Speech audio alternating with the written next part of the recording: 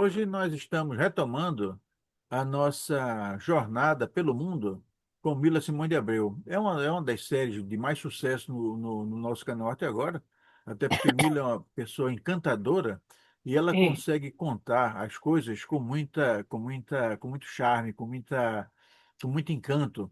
E hoje nós vamos fazer mais uma turnê pelo mundo com Mila Simões de Abreu. E ela vai contar, ela escolhe exatamente por Ah. onde vai ser a nossa jornada. E aí estamos, Mila Simões de Abreu com a palavra. Oh, Mila, oh, caro Alexandre, um prazer estar aqui contigo, com todos aqueles que nos vão ouvir, não é? E é sim, é verdade, eu estive um pouco fora, não pude gravar contigo estes encontros, porque, sabes, desde que a gente se viu em março, não é? Que tiveste aqui o prazer que eu tive aqui comigo em Portugal, não é? Tem sido muito difícil, tenho andado em muitos sítios às voltas, não nada de espetacular, mas é assim, é a vida, não é? E tem sido um pouco complicado às vezes eu poder arranjar tempo, porque principalmente aos fins de semana eu praticamente tive os fins de semana todo ocupados em diversas coisas que me convidam e pronto, eu sinto-me na obrigação de ir e, e ainda bem que vou, porque são sempre experiências muito positivas, mas pronto, esse foi o motivo. E, sabes, hoje eu gostava mais de dar assim fazer uma coisa um bocadinho diferente, não tanto de ir a um país, mas contar de algumas das pessoas que eu conheci e que estão, pronto, relacionadas com muitos países, não é? Na verdade, eu tenho uma sorte muito grande porque tenho amigos em todo o mundo e consigo viajar. Muitas vezes as pessoas dizem: como é que tu consegues ir a todos estes sítios? Consigo ir a muitos desses sítios, muito por causa de que tenho esses amigos, não é? E às vezes também acontece o contrário. Eu não tenho os amigos e faço amigos, não é? E que são amigos, eu tenho amigos que trocamos, sei lá, dá 40 anos, uma coisa incrível. Vemo-nos pouquíssimas vezes, muito poucas, fisicamente, não é? Mas ao longo dos anos mantemos sempre um certo contacto e eu sei que eles estão sempre prontos pronto, a ajudar-me e eu também, pronto, tenho sempre muito prazer de estar com eles. Mas ao longo destes encontros, sabes, como eu te disse, às vezes são pessoas que eu faço amizade por causa de coisas de trabalho, às vezes também há algumas, claro, coisas que são por questões familiares, outras vezes por questões políticas, não é? De encontros que têm a ver com a política, mas muitos dos encontros ultimamente, muitos deles que me marcaram e que eu gostava de falar contigo, são ligados a algumas das atividades do ativismo, digamos, da participação em muitos movimentos, e pronto, que me deram a oportunidade de conhecer gente, há gente muito interessante, muito boa, mas eu queria começar por contar uma pequena história que me aconteceu talvez deixa-me pensar, há mais de 30 anos, não é? E essa história marcou-me muito e eu hoje um pouco na vida tento seguir isso. Então, a história passa-se em Turim, na Itália. E eu fui já, não me lembro muito bem porquê, um daqueles encontros, conferências, palestras que eu vou muitas vezes, não é? E que encontramos tantíssimas pessoas, não é? Que estão a assistir, que vêm falar connosco, isso. Então, eu estava em Turim e veio ter comigo uma senhora, que eu vi logo que era uma senhora, enfim, tinha uma certa idade, mas tinha principalmente, via-se que era uma pessoa de uma certa elite, não é? Da maneira como estava vestida e como se comportava, e aproximou-se de mim e disse-me: Oh Mila, nós já estivemos juntos. E eu olhei para a cara da senhora e não me dizia nada, sabes quando não te diz nada? Pronto, mas eu ainda sou daquele tempo que as meninas eram bem comportadas, sabes? Não é?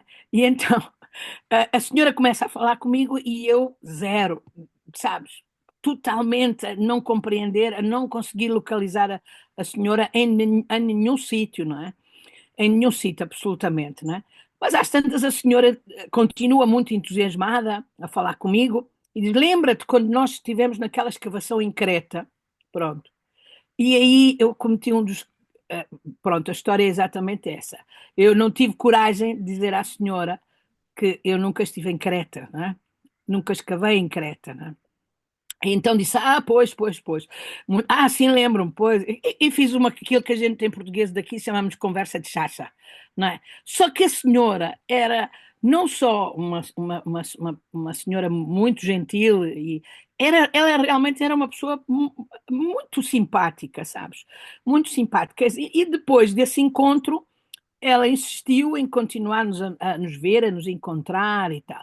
E eu comecei a conhecê-la um pouco mais, não é? O marido dela era uma pessoa muito importante na RAI, na Rádio Televisão Italiana, na parte da música clássica. E eram, obviamente, umas pessoas que vinham de uma família, como tu sabes, Turim foi a capital do reino, não é? Em Itália, não é? E então há gente ali muito rica, não por nada há ali um dos mais ricos, uma das fortunas mais ricas, que era os da Fiat, não é?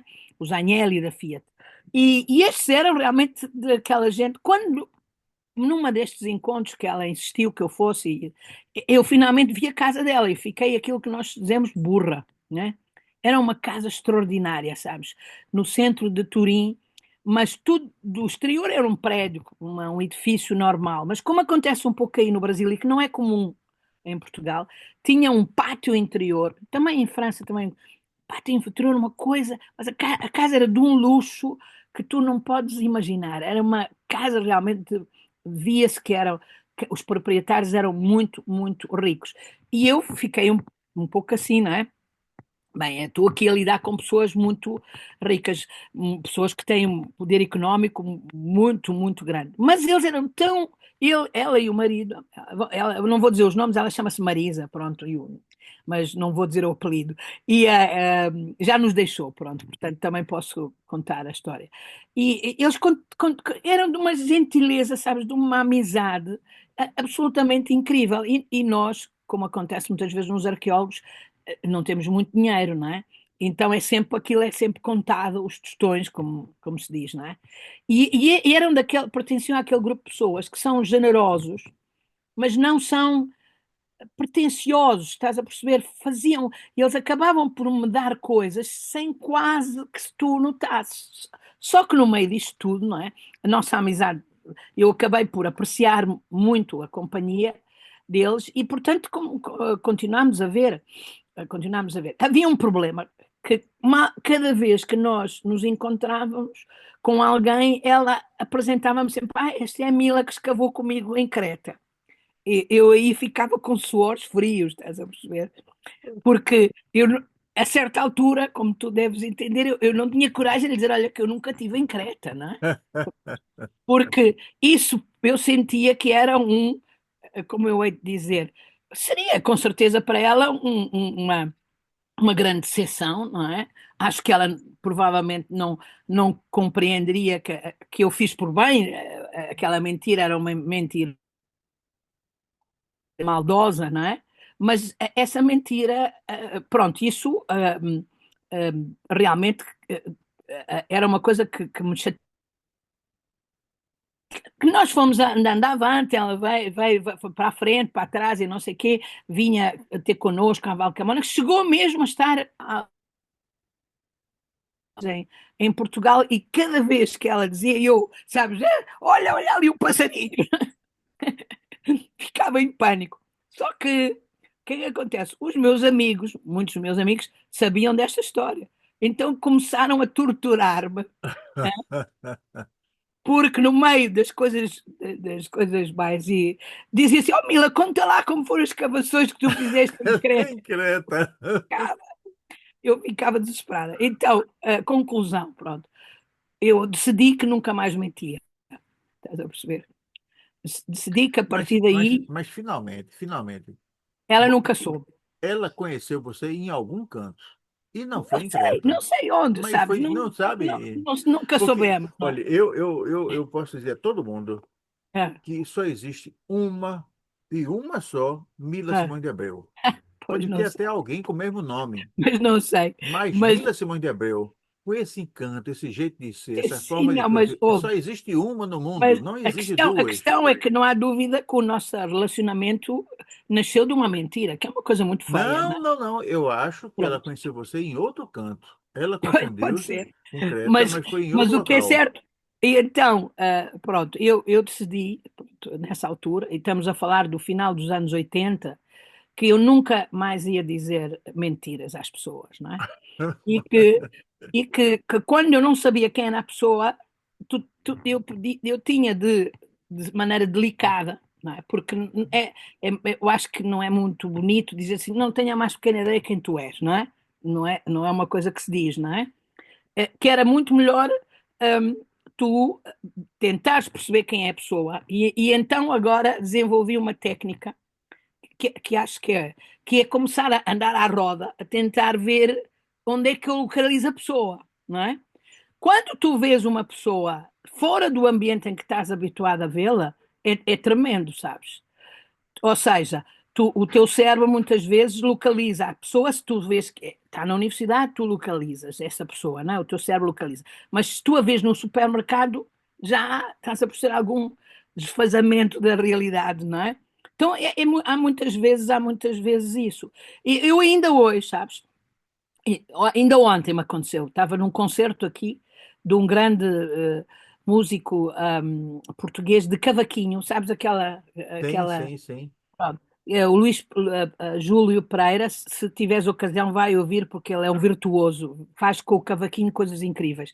E apareceram duas minhas colegas e apresentaram, e uma delas apresentou uma mãe e disse assim: Olha, esta é a minha mãe e tal. E depois começam, aqui em Portugal, muitas vezes dizem: Sabes, ela é a Mila das gravuras de Foscoa, porque houve esse movimento muito grande. Sim. E as pessoas identificam, mas eu fico também sempre muito não é incomodada, mas fico um bocado envergonhada, sabes? Então tento sempre um bocado, sim, pois, andar para a frente com a conversa de outra maneira, não é? Mas muitas vezes as pessoas olham para mim e não conseguem perceber de onde é que me conhecem. E durante algum tempo, agora menos, cada vez menos, mas durante algum um tempo, porque eu estava na televisão o tempo todo, nos telejornais e não sei o quê, as pessoas conheciam-me, sabes? E conheciam-me e eu não as conhecia, obviamente, não é? Mas elas muitas vezes começavam a dizer, mas eu conheço de onde? E eu já, É de sempre a Creta, é mesma de coisa. Creta. De alguma escavação em Creta. Pronto, mas nunca mais aceitei mentir, no sentido de, de- de dizer à pessoa, sim, provavelmente nos encontramos, mas não terá sido, sabes? Pronto. E depois começa-se a falar um bocado, a técnica, digo eu, a dizer como é que estão lá as coisas e deixas uma pausa para que a pessoa te Uhum. oriente, estás a perceber? Para que a pessoa te oriente. E diz, na universidade, pronto, então é a universidade. Estás a perceber? É um pouco assim, não é? Também aprendi que nunca se pergunta por o marido e pela mulher. Nunca. Perguntas como estão as coisas lá em casa. Estás a perceber? Porque há divórcio, já apanhei vergonhas de também gente que eu perguntei, como é que está a Mafalda? A Mafalda, divorciei-me dela há 2 anos e agora vivo com o Carlos e, e tu não sabes o que é que has de fazer, não é? Pronto. Então, não, há uma técnica, tu andas à roda, não é? E pronto, mas muitas vezes a cara deve mostrar uma certa surpresa, não é? Há pessoas que são muito simpáticas. Eu, por exemplo, faço sempre isso, sabes?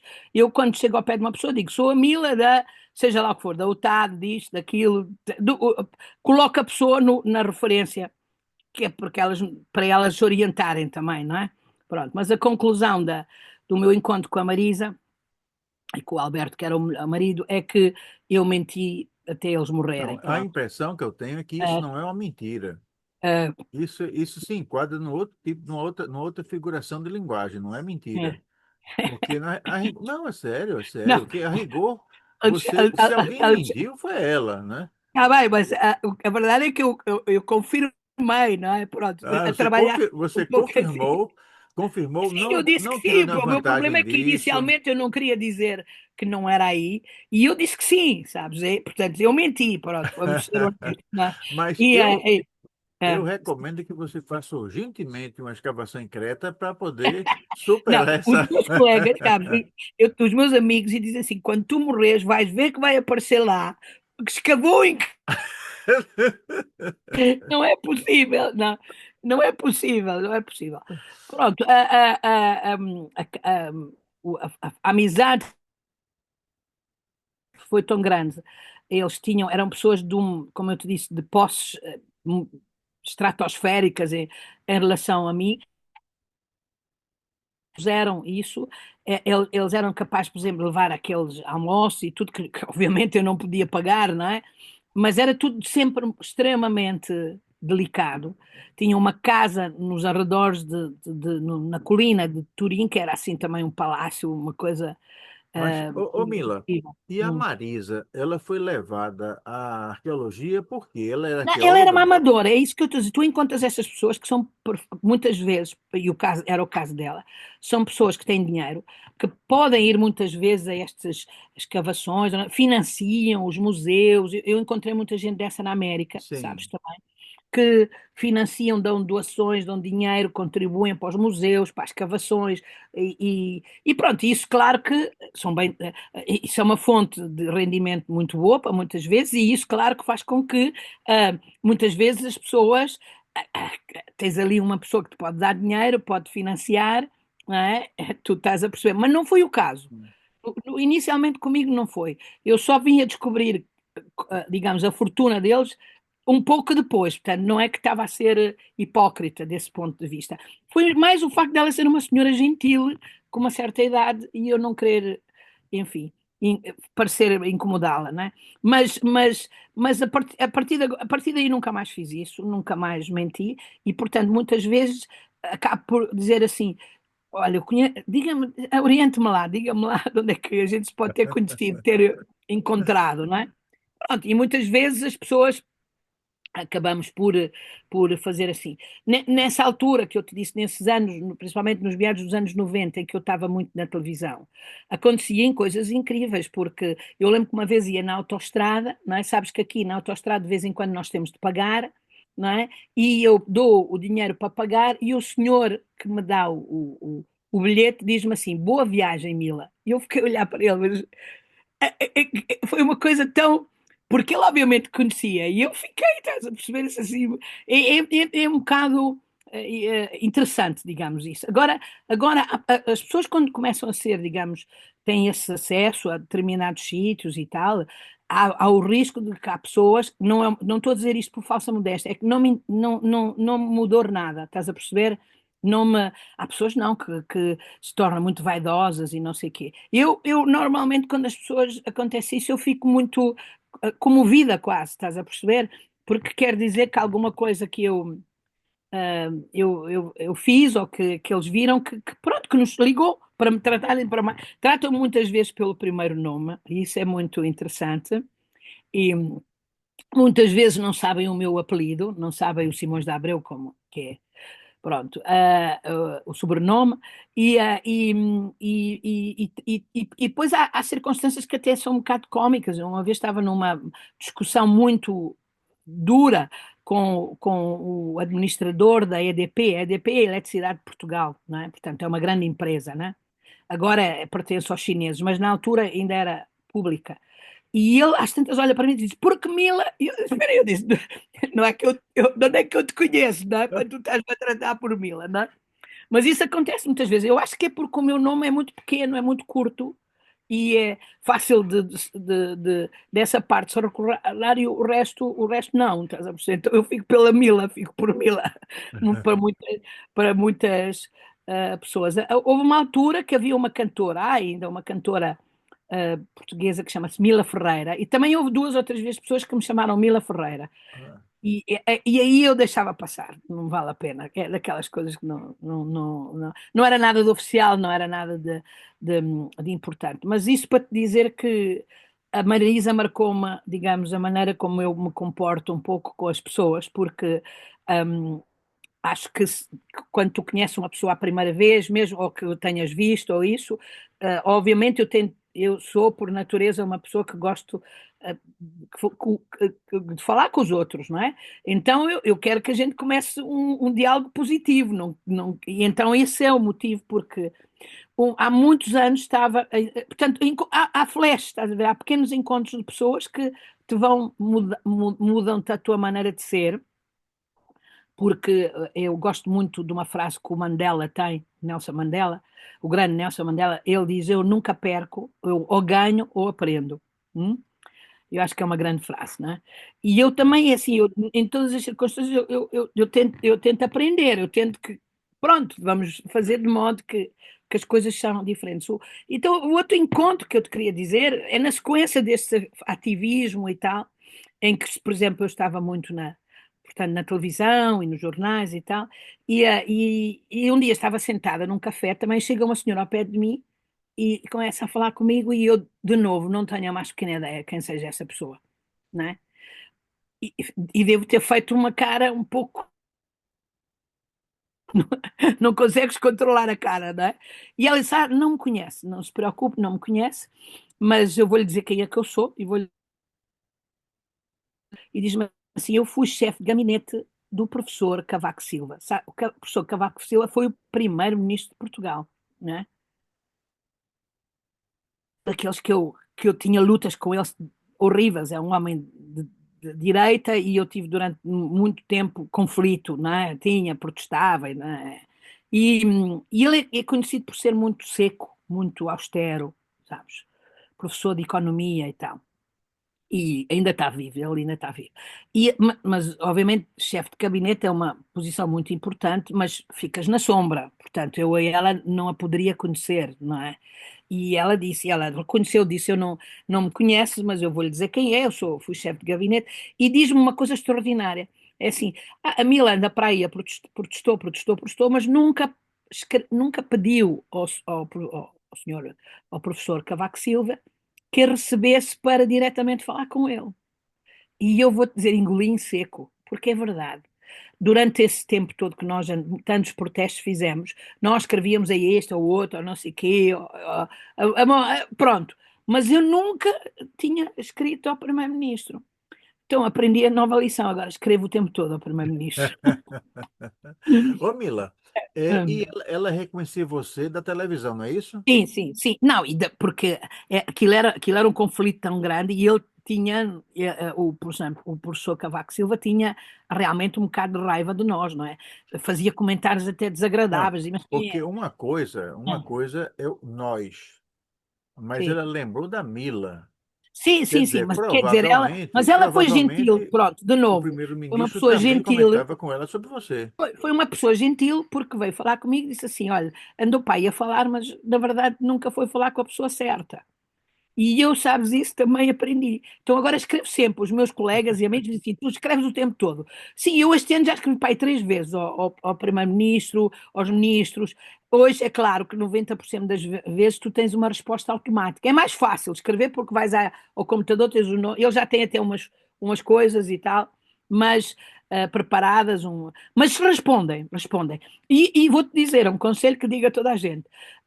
Já me aconteceu, por exemplo, depois encontrar as pessoas a quem eu escrevi e dizer-me, eu não sei de nada. Eu digo, mas olha que eu escrevi-lhe e respondeu-me. Sua secretária, se calhar, não me está-lhe a passar tudo. Estás a perceber que é mesmo um bocado vingativo, não é?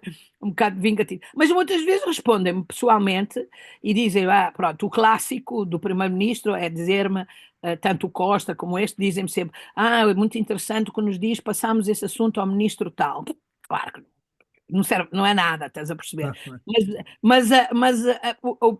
Fiquei com isso marcado. Não vou admitir que mais ninguém me diga, você não disse, estás a perceber? Não vou. Então, sou uma queixadora profissional, não é? De escrever a toda esta gente. E depois, hoje é fácil, porque, por exemplo, para os deputados, escreves a um e depois copias, aqui eles mandam-te automaticamente a resposta, tu mandas, aquilo é super simples, mas não admita que nenhum me diga, mas eu não sabia, estás a perceber? Não. Então, isso é outra lição de vida que eu tive a encontrar essas pessoas que eu não conheço. Mas obviamente eu conheço muitos meus colegas, que conheço monstros grandes investigadores que é impressionante o currículo deles, o que eles sabem, o que eles fizeram, coisas absolutamente extraordinárias e que eu tenho muita honra e grande prazer de ter tido contacto com eles. Por exemplo, durante muito tempo, até à sua morte, eu ia sempre tomar chá, quando estava em Cambridge, com a Joan Oakes, que não é nada menos, nada mais que a pessoa que escavou a Babilónia, a cidade da Babilónia.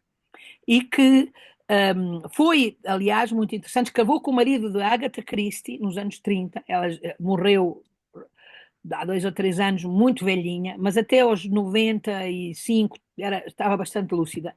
E eu, por exemplo, adorava ouvir as conversas dela, ia tomar chá com ela e com outros amigos, mas eu ia de propósito, arranjámos a chá, sabíamos a certa altura que ela, pronto, que nós é que preparávamos tudo e tudo para ela não ter nenhuma preocupação, não é?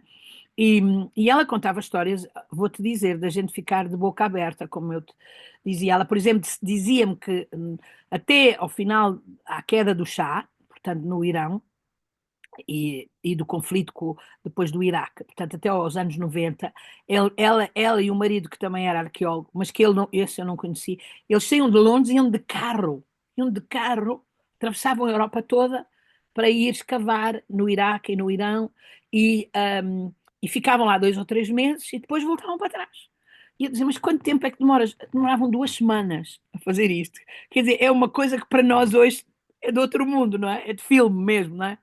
Pronto, e ela tinha histórias absolutamente incríveis, contou muitas vezes como era Bagdade e isso, e dizia, olha, que era uma sociedade completamente multicultural. Nós nas escavações tínhamos muçulmanos, tínhamos judeus, tínhamos toda a gente, não havia, de como realmente acabou por, a partir dos anos 90, criar-se ali um problema muito grande de tensão religiosa que não havia, é preciso dizer que não havia, e que acabou por se desenvolver naquela tragédia que a gente vê hoje em todo sítio, estão todos à guerra uns com os outros, não é? E ela por exemplo, ficava muito chocada com isso, dizia-me como é que é possível se nós trabalhávamos tão bem juntos e tal e tal.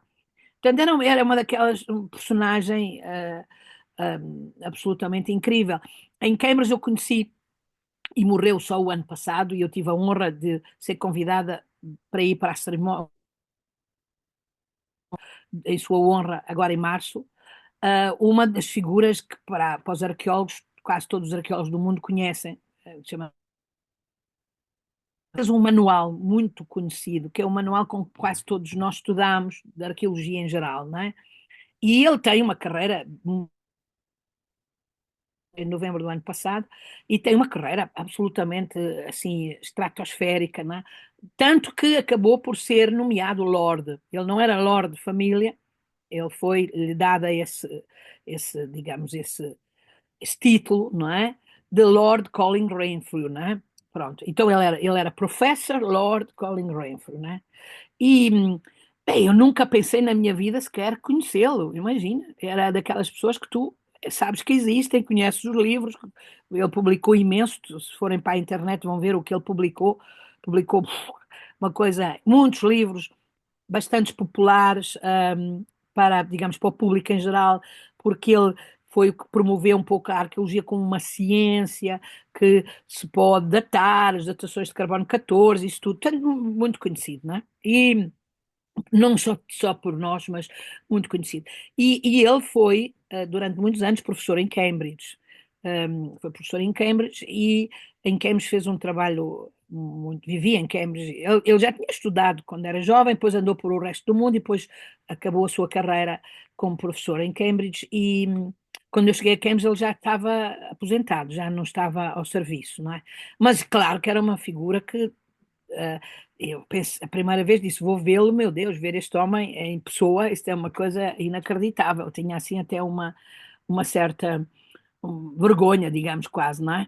Pronto, e ele é muito conhecido porque conseguiu uma coisa muito interessante, que é convenceu um destes milionários, hoje estou só a falar de gente rica, mas é assim, um destes milionários, mas daqueles com muito, muito dinheiro, e que a certa altura tinha um nome muito engraçado, chama-se McDonald, o que não é o McDonald do McDonald, é um senhor McDonald, escocês, engenheiro escocês, que fez uma fortuna enorme, e vais ficar surpreendido com o quê? É da nossa geração, os outros já não sabem. Ele patenteou uma pecinha no giradiscos, na coisa que toca discos. Sabes aquela pecinha que tu podias empilhar os discos e depois eles caíam, Sim, um de cada sim, vez? É? sim. Pronto, ele inventou e patenteou. E era o único que tinha essa patente. Então ele fez milhões, milhões e milhões e milhões, porque todos os giradiscos. Como é que vocês dizem giradiscos no Brasil? Dizem giradiscos? Toca disco. Toca-disco, pronto. Imagina, todos os toca-discos do mundo tinham aquela peça, não é? É. Portanto, era uma coisa. Enfim, era uma pessoa extremamente Não, rica. e o interessante é que gerações atuais não sabem nem Ok. o que é toca-disco. Não, pois não, Muito pois não. menos, não sabe nem Agora o que é um começa. disco, né? Sabe assim Agora começa. como uma Agora peça assim mais é o exótica e vinil tal. está de moda e É, tudo. é. Então, pronto, mas este durante sei lá quantos anos, não é? Fez um dinheiro estratosférico, estás a perceber? Uma coisa absolutamente incrível. E quando começou a ficar mais velho, resolveu que queria dar o dinheiro para a sua grande paixão, que era a arqueologia. Hum? Então, o que é que fez? Andou por uma série de universidades à procura dos que ele achava que devia dar dinheiro, não é? Pronto, mas não dizia quem era, estás a perceber? Não é? Pronto. O que é certo é que pronto, ele acaba por ir a Cambridge e o Lord Colin Renfrew recebeu muito bem. Ele não sabia muito bem quem ele era, mas como sempre, uma pessoa gosta de arqueologia, mostrou-lhe os laboratórios. Como é que isto acabou? Acabou com o MacDonald, o senhor engenheiro MacDonald, que agora não me estou a lembrar o primeiro nome dele, mas pronto, um, doou a Cambridge, ao Departamento de Arqueologia, qualquer coisa, estamos a falar do final dos anos 80, como 10 milhões de libras. Eita, Alexandre, é tanto dinheiro que eles fizeram um edifício todo com esse dinheiro. Ainda hoje chama-se de McDonald Research, Archaeological Research Institute, e ainda hoje existe, está lá, e financia. Quer dizer, porque uma parte investiram no edifício, uma parte puseram-no a render, aquilo multiplicou-se, foi milhões, milhões e milhões e milhões. E tudo isto porque o Colin Renfrew, o Lord Colin Renfrew, recebeu bem, não sabendo muito bem quem ele era.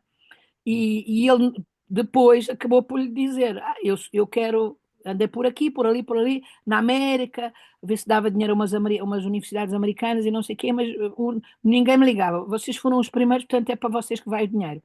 E deu essa quantidade enorme de dinheiro, que ainda hoje é o que mantém muita da arqueologia de Cambridge e tal. coisa Pronto. impressionante. E você chegou a conhecer ele? Não, ele imagina, não conheci porque isso foi nos anos 80 e ele assinou, imagina o que é o destino. Ele viu ainda digamos, a maquete, os planos esse edifício, que tem hoje o nome dele, não é? Mas ele morreu 4 dias depois. Portanto, ele nem Que nunca conseguiu pena. ver o edifício. É, foi uma pena. Pronto, mas nós recordamos todos com grande carinho o senhor McDonald. É divertido porque muitas vezes nós dizemos: onde é que tu vais? Vais ao McDonald's? E as pessoas ficam: vais ao McDonald's? É. Não, mas não é esse, é o outro. É o outro. Pronto, mas deixa-me voltar ao Colin Renfrew. Era uma pessoa que eu vi, mas sentia-me um pouco acanhada, né? O destino faz com que, quando eu estava ele, que é Lady Jane Renfrew, né? Que é uma famosa paleobotânica, portanto, estuda botânica antiga, que eu, né? E eu conhecia e tal. Há um título para isso, é Director of Studies, é a pessoa que é responsável pelos alunos de arqueologia no college, né? Então eu conhecia muito. Olha, sabes o que é uma daquelas pessoas que. E eu disse: meu Deus, esta mulher é de uma gentileza, de uma atenção. Um dia teve a paciência de eu estar toda a tarde a falar com ela sobre a Serra da Capivara, imagina, ia tomar chá e tal, e não sei o quê. A Lady Jane Renfrew, portanto, comecei a ter uma grande amizade por ela, não é? E ela um dia diz-me assim, a certa altura ela chegou aos 70 anos, devia se aposentar, não é? E eu fui lá, pronto, mas como era obrigado, ia lá todos os meses ter com ela, pronto. O gabinete dela era assim como o teu, era só livros. E eu começo a ver ali os teus livros e também digo, pois, eu também gostava de ter ali aquele livro e aquele outro, não é? E eu olhava para os livros e ela um dia viu que eu estava a olhar para os livros e disse-me, oh Mila, tu gostas daqui dos meus livros. E eu disse, tem aqui livros, não é? Meu Deus, não é? Fantástico. E ela disse, vou-te doar os livros. E então doou a coleção dela, do gabinete dela, que foram cerca de 400 livros, não Eita. é? Sim, doou e eu disse, não, mas eu não quero para mim, eu vou doar à minha universidade. Pronto, então tivemos o prazer eh, dela doar à universidade, aqui à UTAD, não é? E, principalmente os livros de botânica são absolutamente extraordinários. O António Crespi, que tu conheceste, diz que temos livros que mais ninguém tem, graças a esse encontro, digamos. Com isso, nós acabámos por desenvolver uma grande amizade. Na sua amiga dela, felizmente ela está viva, faz agora anos no dia 31 de outubro, e desenvolvemos uma grande amizade, mas era sempre coisas, digamos, a nível académico, não é? Como tu podes imaginar, não é? Eu via lá, parará, essas coisas assim e tal. Só que um dia eles assim, oh Mila, vem tomar chá à minha casa. E eu disse, pô, aqui a gente passa para outro nível, não é? Um inglês a convidar-te para chá, não é? E fui ver como é que tenho de levar alguma coisa, o que é que eu levo, um ramo de flores, o que é que eu vou levar e tal. E eu normalmente, como tu sabes, a gente tem sempre aqui umas garrafinhas de vinho do Porto, não é? É. Para a emergência, né? Para a emergência, né? Para as emergências. E eu fui lá, e tinha uma garrafinha de vinho do Porto branco, que é uma coisa que já é assim um bocado mais especial, e embrulhei e tal, e lá fui à casa dela. Olha, outra casa que tu não queres saber. Então, eles eram lordes, não é? E professor e não sei o quê e tal, essa coisa toda, a casa deles nos arredores, não no centro de Cambridge, mas um pouco afastado, numa avenida, numa rua, que só cada casa, uma melhor que a outra, não é? E nós em Cambridge movimentámos de bicicleta, como eu já te disse, não é? E então eu lá fui com a minha bicicleta, estacionei a bicicleta, também estava lá a bicicleta do Lord Renfrew, porque ele andava de bicicleta também, até que teve um acidente e se partiu em 7 sítios, e então, mas andou durante muitas vezes. E eu, sabes, cheguei mesmo, sabes, quando tu estás nervoso, chegas, tenho de chegar a horas, porque se eu não chegar a horas, o inglês mata-me. Cheguei 5 minutos antes, não é? Cheguei 5 minutos antes e também disse, não vou tocar 5 minutos antes, que parece mal, não é? Então fiquei ali nervosa, à espera, tipo olhar para o relógio, e no momento em que deu as horas, tumba, carreguei no botão, não é? Pum, e lá veio a Lady. Ela tinha nessa altura já grande dificuldade a andar, olha, os joelhos, exatamente. Hoje está em cadeira de rodas já, mas naquela altura ainda andava, né? E, e disse-me bom dia e tal. Eu disse, não é para o chá, mas sei que podia gostar muito dele. Lá lhe dei a garrafinha de vinho e tal, né? Entrei, olha, a casa era lindíssima, como tu disse, aquelas casas de tijolos vermelhos, não é? Com chaminés fabulosos. E ela abre uma porta e tal, tinha um átrio, e depois disse assim: não, mas nós vamos aqui para esta sala. Bem, eu cheguei àquela sala, tu não podes imaginar, caiu-me o queixo, porque com a introdução que tinha, tu pensas numa sala, sabe, sei lá. Não, a sala era completamente branca, hã? E só tinha os quadros mais doidos que tu possas imaginar. Estás a perceber? Quadros daqueles assim que é um risco verde e um quadrado azul. Aquilo não combinava nada, estás a perceber? Eu fiquei a olhar para aquilo e disse, aqui não combina, porque ela é daquelas senhoras com o colar de pérolas, sabes? E com a camisa de rendinhas e não sei o quê e tal. Aquilo, eu fiquei, estás a perceber? Eu disse assim, peraí, esta é a casa daqueles que Portanto, vê, às vezes aparecem os enganos. Então aí eu descobri que o Lord Renfrew e ela eram uns absolutamente doidos e são colecionadores de arte moderna, mas daquela, estás a perceber, que não é a banana na parede, mas para aí chega, estás a perceber? E eu fiquei a olhar, disse, meu Deus, esta eu não esperava, estás a ver como tu te enganas, não é?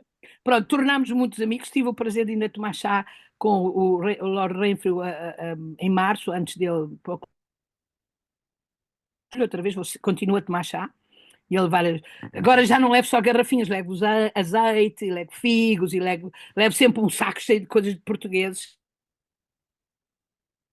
Fizemos uma viagem maravilhosa no Douro, foram ver o COA e tornámos grandes amigos. E são das pessoas mais possas imaginar. Isto é para te dizer às vezes como as pessoas se enganam, não é?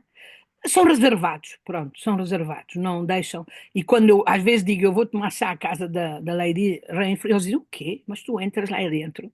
E aí eu disse, olha, convidaram e continuam a convidar. Cada vez que eu vou a Cambridge, eles convidam-me sempre, mandam-me sempre o postal de Natal, dos anos, não se esquecem de nada, sabes? São esse tipo de pessoas. Portanto, é absolutamente maravilhoso.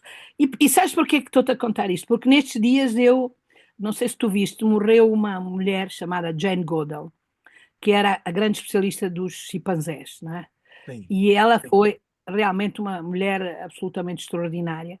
E eu porque é que quis disso? Vou falar com o Alexandre, destas pessoas incríveis que tu conheces, não é? Porque eu tive o prazer de a conhecer também, sabes? E há aquelas pessoas realmente que, pronto, estás a ver, isto são alguns são encontros furtivos, digamos, e que depois tornam-se em grandes amizades. Estas pessoas tornam-se tuas amigas, não é? Mas no caso da Jane, não é? A Jane tem uma vida incrível porque ela nem sequer formada, não era graduada, não tinha graduação, mas um grande paleontólogo, o Luís Ricci, achou que ela era a pessoa certa para ir trabalhar com os chimpanzés e ela foi e fez um trabalho incrível, foi a primeira pessoa que descobriu que eles podiam se comunicavam, mas descobriu que eram violentos, por exemplo, que havia guerras até. Portanto, um aspectos um bocado humanos, digamos, do chimpanzé, mas também sentiam amor, pronto. E aí publicou uma série de livros e tal, fez o doutoramento em Cambridge e tal, mas depois ela acabou por, nos últimos anos, nos últimos 50 anos, digamos, dedicar-se à conservação da natureza, porque ela própria me disse porque que hoje. Primeiro ela dizia uma coisa muito engraçada, dizia, toda a gente pensa que os meus animais preferidos são os chimpanzés. Não, não são os cães, dizia ela. Eu gosto mais de cães do que chimpanzés.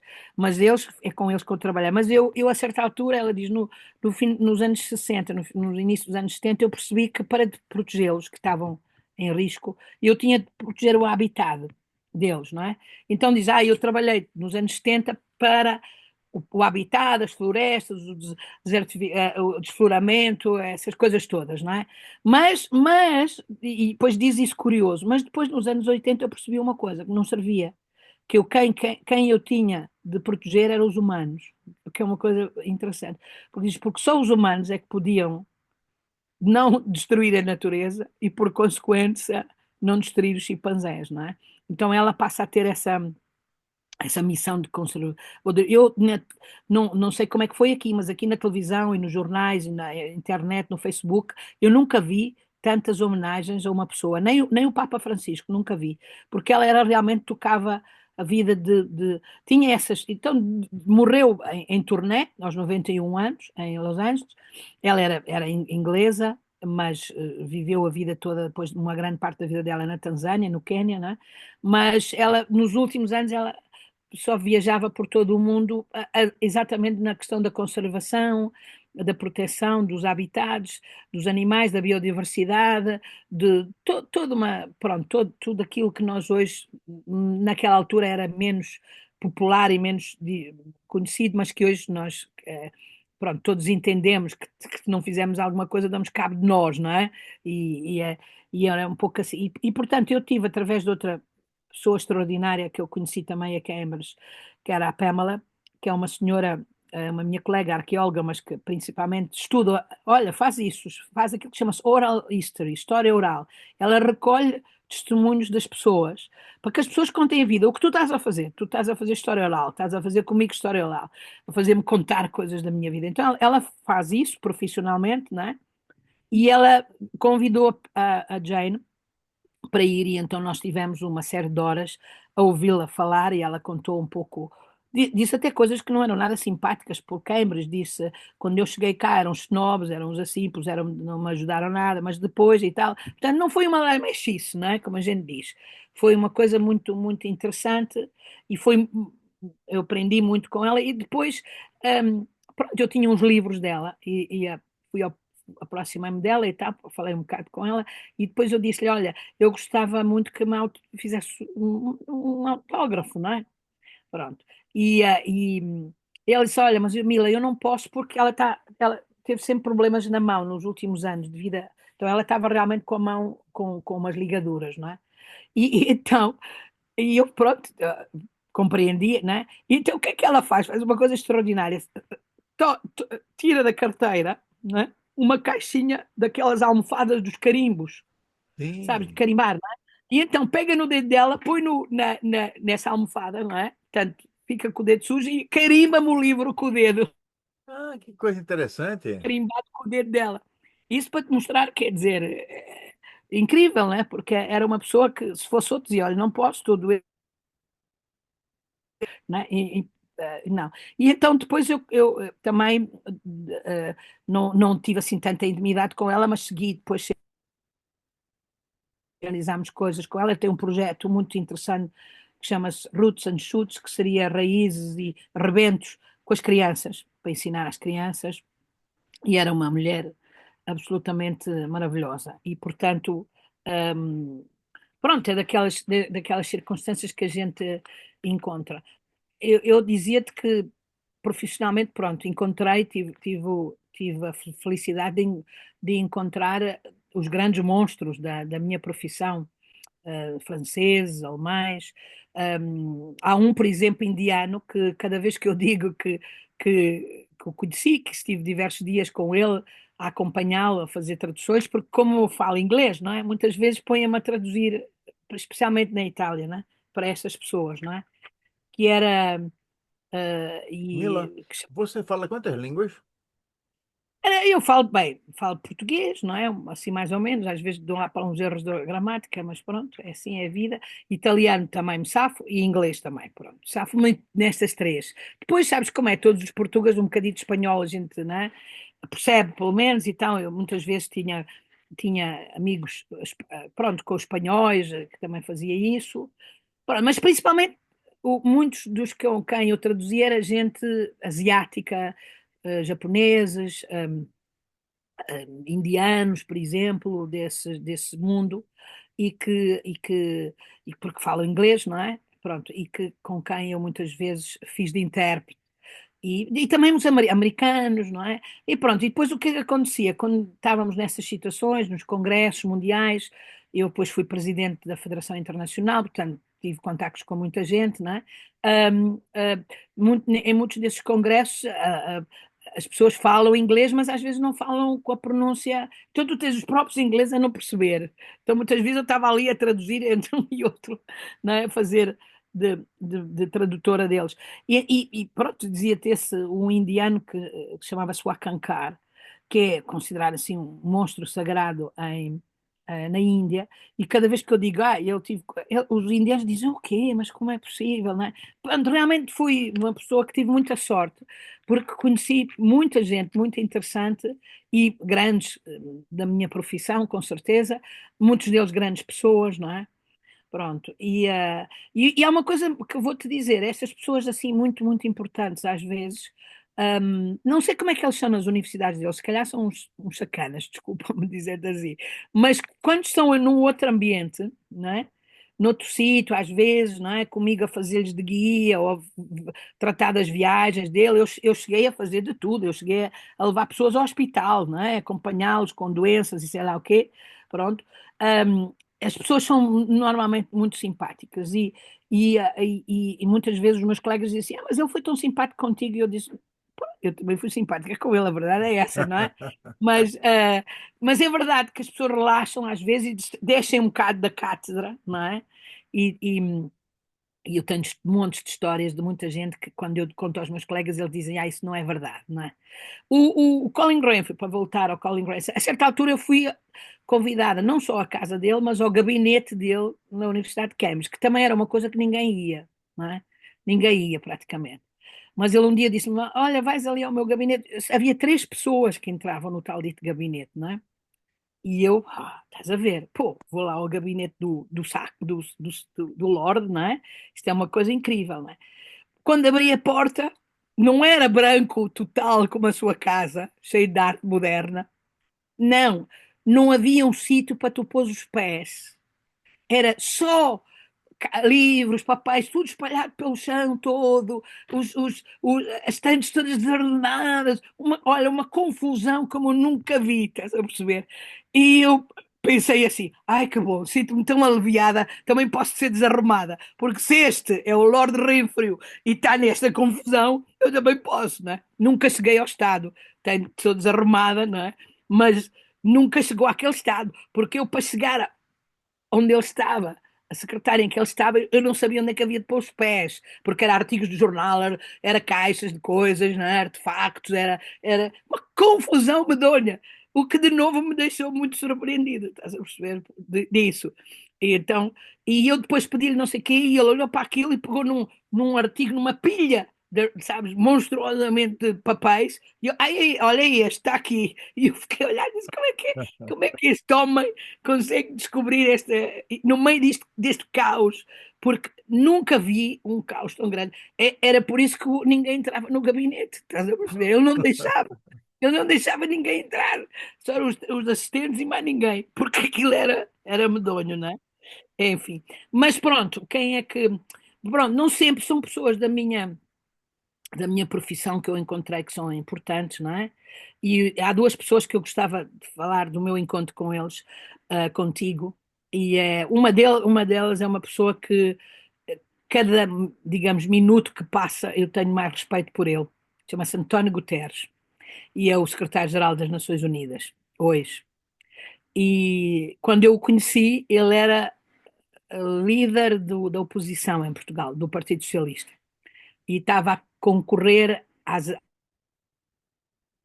para ser primeiro-ministro, não é? Para o governo, que acabou por ganhar, pronto, essa digo-vos já, não é? Mas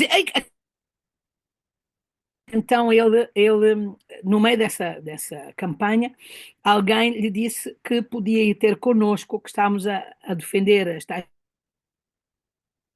hidroelétrica, a tal grande usina que estava a ser construída pela EDP, pela companhia, né? E nós estávamos em protesto e tal e tal. E eu pensei, imagina se este agora em campanha vem cá. Não vem de maneira nenhuma.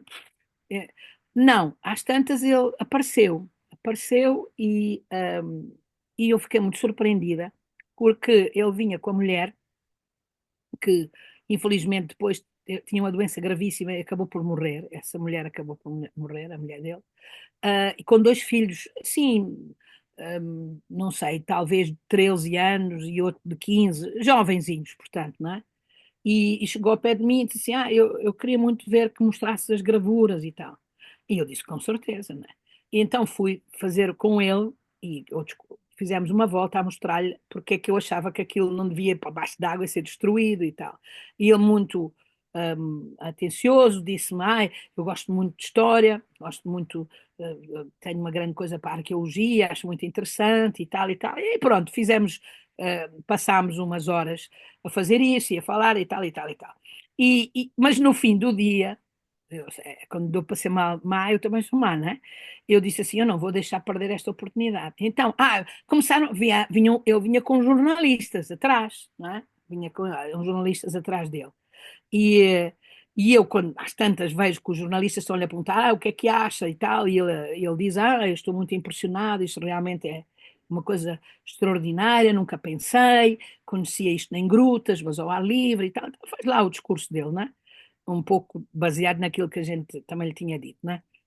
Mas eu digo assim: já que o senhor engenheiro ficou tão sensibilizado com a nossa visita, e para mais porque está aqui com a sua mulher e os seus dois filhos, não é? E hoje é dia do pai. Nós em Portugal, dia do pai é dia 19 de março, que é dia de São José, não é? Pronto. E então eu disse, então já que estamos aqui, não é? E é o dia do pai, eu queria que o senhor não fosse, não é aos jornalistas nem aos outros, é aos seus filhos.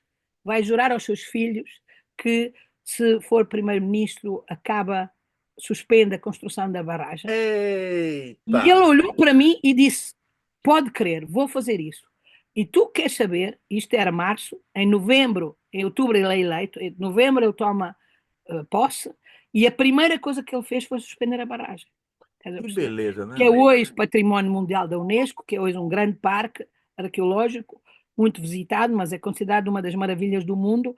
E vou-te dizer, é um político que respeitou, e eu quando vejo isso, disse, pô, o tipo realmente cumpriu, não é? Eu apertei-o, mas ele pode-se dizer É que uma não. Agora, certeza. uma história, e depois temos de acabar, uma história muito breve com ele, que eu tenho com ele também, é que, com ele, quer dizer, indiretamente com ele, no meio dessa campanha que nós fizemos para salvar as gravuras, não é? Nós fomos a muitos sítios e às tantas uns meus amigos americanos, portugueses da América, que depois um dia posso falar sobre eles, também é extraordinário. Mas disseram, tu não vinhas aqui protestar à frente das Nações Unidas? Eu disse, não, então como é que eu vou protestar à frente das... Isso é impossível. Eu não, não, mas vens de avião. Mas eu não tenho dinheiro para o avião. Eu disse, agora vou para Nova Iorque. Eu não... E eles disseram, não, não, não, nós fizemos uma peditório, uma vaquinha, né? E nós compramos o bilhete, tu te vens às nossas, não tens de gastar nada, tu só tens de vir. Tens de vir e a gente organiza uma manifestação a dizer que as gravuras são património mundial e que, portanto, Portugal não pode destruí-las e fazemos isso à frente do edifício das Nações Unidas. Não, não sei se tu estiveste em Nova Iorque alguma vez. Sim, já tive lá. O, o edifício das Nações Unidas, como tu sabes, é feito do vosso grande arquiteto Niemeyer, não é? É, exato. E que é uma coisa enorme, né? Então, eu fui, não sei o quê, cheguei lá, eles tinham organizado tudo e dissemos, agora vamos para a manifestação. Vamos para a manifestação. Bem, a manifestação era para aí 15 pessoas com 20 polícias, estás a perceber, à volta, porque eles ficaram com medo que acontecia sei lá o quê, então puseram uma data daquelas polícias de Nova Iorque grande à volta de nós queremos nada, quase ninguém, não é? Pronto, mas nós lá marchámos, stop, lá fizemos a nossa marcha e tudo. Eu hoje penso, então, mas nós fizemos aquilo à frente das Nações Unidas. O homem que salvou as gravuras, que acaba, é o homem que hoje é secretário-geral daquilo. É uma história contada nos teus livros, as pessoas não acreditavam, não é? Como é que é possível que a gente tenha Uma coisa passado de espetacular, uma coisa ter espetacular. 15 miseráveis com mais polícias e agora o homem que merece? Eu gostava muito que ele ganhasse o prémio Nobel, sabes? Gostava muito. Ele merece, né? Rapaz, Ele, porque tem resistido uma tensão impressionante. Mas pronto, eu depois tive outras ocasiões de estar com ele e ele sempre foi também uma pessoa muito, pronto, muito simpática e para mim tem esse grande mérito de ser um político que faz o que diz muitas vezes, não é? Pronto, e esse é muito, acho que é uma coisa muito importante. E, não é? No mundo, e às vezes a gente não,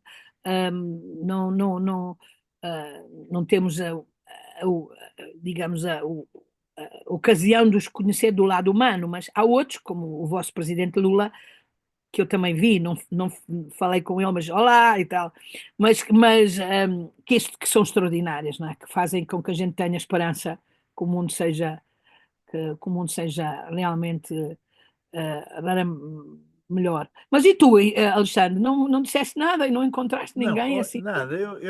Quando eu começo a ouvir você, Mila, eu Ah, fico encantado. ah, Somente em uma ocasião eu pensei em contar uma pequena história que então eu conta, vivi. conta, conta, que eu também gosto É, de ouvir não, tuas. e essa é muito interessante.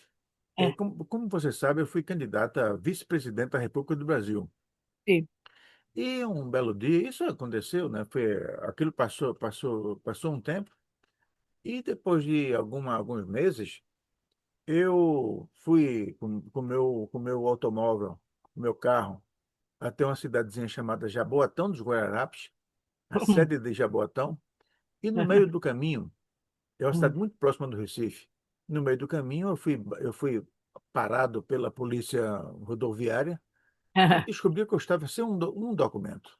Pois, E eu disse que tem de ser. eu estava com aquele documento e tal.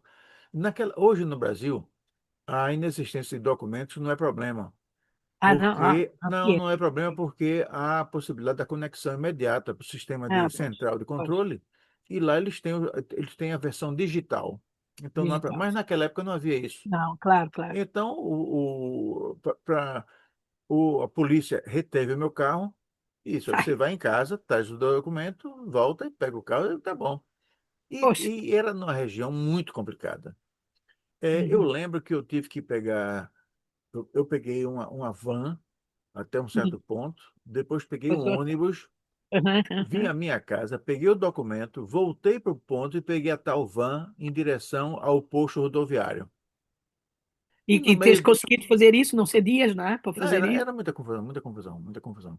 Eu sei que no meio do caminho, o motorista da van, ele de vez em quando ele olhava para o retrovisor e olhava, né? Ah, Não fazia nada, também né? te dizia, eu conheço este, não é? Eu acho que ele pensava isso, né? E eu sei que quando eu parou, chegou no lugar, o ponto de final do destino da minha viagem, ele disse, você é Alexandre Santos, não é? Eu digo, sou É, sim. é. Ele disse, aí eu fui pagar, ele fez, não, aqui vice-presidente não paga. E gritou, estamos tendo a honra de conduzir o vice-presidente da República. Eu fui candidato, né? E o fato é que eu fui dispensado de pagar uma Claro, viagem, que estás era a ver, R$ 1 ou lucraste, né? R$ 2, né? Mas foi É. muito interessante. E uma outra situação também muito parecida com essa, foi que durante a campanha eleitoral, e aquela campanha eleitoral tinha uma sessão, no Brasil tem um chamado Guia Eleitoral, que é um Ah, programa nacional em que os candidatos se apresentam e sim, sim, dizem o que claro, pensam, claro. né? E eu me referi, na época, a gente estava a campanha era a reeleição, foi Ah, a campanha que reconduziu o presidente Fernando Henrique Cardoso, que olha, Carlos. foi péssimo. E a minha campanha toda foi em cima foi falando mal do Cardoso, do Fernando Henrique Cardoso, do FHC. E eu me referi como o perverso Cardoso, né? Perverso porque ele tirou muitos direitos, É, é, ele fez muita coisa errada. E passou a eleição, muito tempo depois, eu estava num avião, numa viagem. Eu não é. lembro se era Recife, Rio de Janeiro, ou se era Recife, São E o Paulo, ou se era perverso Recife, Cardoso Brasília. estava lá. Não, não, não, que perverso estava lá. Eu tava viajando. E eu, quando viajo, eu aproveito para ler ou para escrever. E eu Hum, não sei se eu vinha lendo ou escrevendo. E do lado vinha uma senhora. Eu notava que de vez em quando ele olhava para mim. E eu, quando estava escrevendo, né? Aí quando o avião pousou, começou a taxiar, ele olhou para mim e perguntou: Você que é o perverso Cardoso? Olha, Mila, eu passei a campanha toda falando do perverso Cardoso. Ela Então não ficaste. lembrou do meu nome, Mas mas lembrou do lembrou de que eu perverso chamo Cardoso. Perverso Cardoso. Eu digo, não, eu sou o Alexandre, Perverso Cardoso é esse que manda no país. E ela riu bastante e nós fizemos uma boa amizade. Mas foram É, duas ocasiões muito interessantes que eu fui é. reconhecido nessa Eu condição. uma vez num avião, sabes, sentei-me ao pé de um senhor e pronto, sabes que às vezes a gente começa a falar, não é? E eu comecei a falar com ele, não sei porquê, e ele perguntou-me qualquer coisa, onde é que tu vais e tá, tá, tá. E às tantas saiu que ele, na altura eu vivia em Lisboa, ia em Algés, e ele disse-me assim, mas você onde é que mora? E eu disse, eu moro em Algés. E ele disse, que coincidência, eu também. Mas então em que sítio de Algés é que mora? E ele diz-me, Avenida dos Bombeiros Voluntários de Algés. Era a avenida de onde eu morava, não é? Eita! E eu disse, Avenida dos Bombeiros Voluntários. Ele disse, sim, eu moro na Avenida dos Bombeiros Voluntários. Num prédio lá amarelo alto que há, e eu 54. E ele disse, pois, eu moro no 54. E eu olhei para ele e disse, eu também moro no 54, no 13º. Nunca nos tínhamos visto. Agora, tu pensa as possibilidades que tu Você é tens meu disso. vizinho, né? Que coisa interessante. Pois, mas, Mila, eu quero dizer, eu Pronto. quero mais uma vez reafirmar a minha sorte, a sorte que eu tenho de conhecer uma pessoa como você. Você não é apenas uma amiga espetacular, não. Você também é uma showwoman. Não, não. E se no futuro É, eu tiver a oportunidade de contar para alguém pessoas importantes que eu conheço, eu vou citar nada. na linha de frente Não, mas Mila estás a Simone ver. de Abreu. E mais uma coisa, Mila. Eu espero que um dia nós dois participemos juntos de uma escavação em Creta, Ah, porque eu quero contar para os outros que nós tivemos em não sei, Creta se fazendo calhar tens escavação. razão. Tu já estiveste em Creta, se calhar, Não, já. em Creta eu nunca tive em Creta. Ah, Não, estás a já, ver. já, já tive, sim, já tive em Creta. Vês, tu Eu fiz tiveste. um, eu fiz uma, Fizeste um cruzeiro, não foi fiz lá um para aqui? cruzeiro e passei em Creta, foi Eu muito não. interessante, muito interessante Eu Creta. tenho realmente de fazer isso, tenho de realmente de ir a Creta para ver, ao menos para não, a mentira não seja tão grande. Mas para finalizar, não é? Eu acho que há as mentiras bondosas, mas mesmo as mentiras bondosas a gente tem de ter cuidado, porque elas podem vir. Nós dizemos que a mentira tem a perna curta. Não sei se vocês têm essa expressão Tem essa no Brasil. expressão, sim. Mila, É, peraí, antes que você. Deixa eu contar uma história da mentira de vai, perna vai, curta. vai. É, Eu né? Eu tinha meus alunos de economia. E uma vez nós saímos da aula e fomos para um restaurante japonês. Hum. E lá nós pedimos, eu era o mais velho, né? O professor normalmente é o mais velho do grupo, estava cercado daquela garotada. E nós pedimos sashimi, ou foi sushi, foi uma coisa dessa, né? E os garotos não conheciam, né? E eu, muito desenvolto, contando, isso aqui é uma cioba, isso aqui é um... E comecei a dizer os peixes, né? E dizendo, vamos comer, esse aqui é muito bom, é atum, e fomos lá e tal. Semana, naquele dia, eu não sei porquê, eu acho que eu esqueci um livro lá no restaurante. Então, E na aula seguinte, eu disse, eu esqueci o livro, vou voltar ao restaurante. Ah, então nós vamos. E nós fomos lá buscar os livros, né? Buscar o livro, com os mesmos alunos. E cheguei lá e tinha uma pessoa que não tinha ido na primeira vez. E eu comecei a contar os mesmos, os mesmos peças, tal, tal. Aí daqui a pouco, um danado de um aluno que prestava atenção, eu disse, não, isso aqui é uma cioba. Ele fez, não, doutor, esse aqui é o atum, cioba é esse aqui, ó. Eu tinha inventado todo, eu não sabia lá tudo, estás peixe, a eu tinha ver? inventado todos, né? Eu lá É, sabia que ia ter um aluno que ia prestar atenção, mas tinha um Dá que aprendeu atenção. tudo e me desmentiu. Não, esse aqui é a cioba, o atum é aquele. Eu disse Tá a certo. semana passada. Não, mas não a mentira acho que não compensa. É muito melhor a pessoa ser recordada por dizer verdade, como o António Guterres, e, e não por dizer mentira. E depois a outra é as aparências enganam, sabes? É, Há gente que é muito rica e tem muito e tu não esperas que sejam assim há os falsos, não é? Que, é, infelizmente hoje são muitos, são pessoas que são pensam que são exatamente. aquilo que não são, não é? Exatamente, Mila. Então é assim, mas o mundo é maravilhoso porque nós conhecemos, temos a oportunidade realmente na nossa vida, não é? De conhecer tanta gente, não é? E eu, Exatamente. Pô, Mila, e assim ah, a gente bem, chega a ao final de uma viagem com Mila Simões de Abreu. E eu devo dizer, eu insisto, né, que esse é um dos melhores momentos que nós temos aqui no Norte agora. Não é à toa que não, tu fazes no um ano trabalho da, maravilhoso. Eu faço farto de fazer publicidade aqui em Portugal. Não sei quantos inscritos tens, mas há muita gente que eu digo, é, tens de te inscrever e tal, e tal, e tal. Não nos esquecemos daquilo da Amazónia. Estamos-nos a preparar bem, está bem? Não te esqueças. perfeito, O programa perfeito, sobre a questão da estupenda exposição sobre a Amazónia que está aqui em perfeito. Portugal a Tá bom, circular. tá Está bom. bem? Muito obrigado, até a Ok. próxima. Tchau, Deus, tchau. Deus, Deus. Beijo para todo mundo. Tchau, Deus. tchau. Tchau, Mila. Um abraço para Tchau, você. tchau, Tchau, tchau, tchau. tchau.